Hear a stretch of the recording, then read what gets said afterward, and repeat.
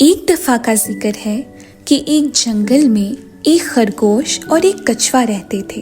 खरगोश अपनी तेज रफ्तारी पर बहुत फख्र करता था और हमेशा कछुए का मजाक उड़ाया करता था। एक दिन कछुए ने तंग आकर खरगोश को दौड़ का चैलेंज दे दिया। खरगोश हंसकर बोला, हा हा हा, क्या तुम वाकई ही मुझे दौड़ में चैलेंज दे रहे हो? ठीक है, मुझे कबूल है। दोनों ने तय किया कि अगले दिन दौड़ होगी। अगले दिन जंगल के जानवर दौड़ देखने के लिए जमा हो गए।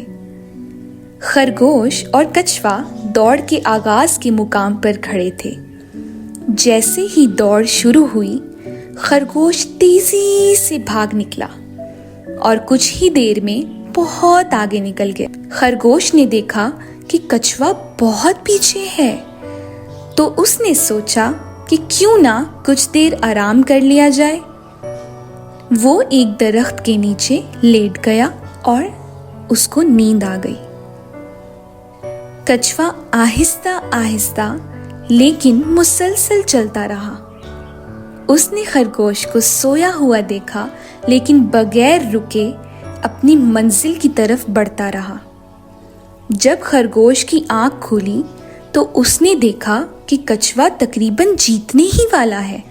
खरगोश तेजी से भागा, लेकिन कछुआ जीत चुका था। खरगोश हैरान और शर्मिंदा हुआ। कछुआ मुस्कुराते हुए बोला, देखो, साबित कदमी और मेहनत से जीत होती है, सिर्फ तेज रफ्तारी से नहीं। तो बच्चों, इस कहानी से हमें क्या सबक मिलता है कि मुस्तकिल मिजाजी और मेहनत से कामयाबी हासिल की जा सकती है।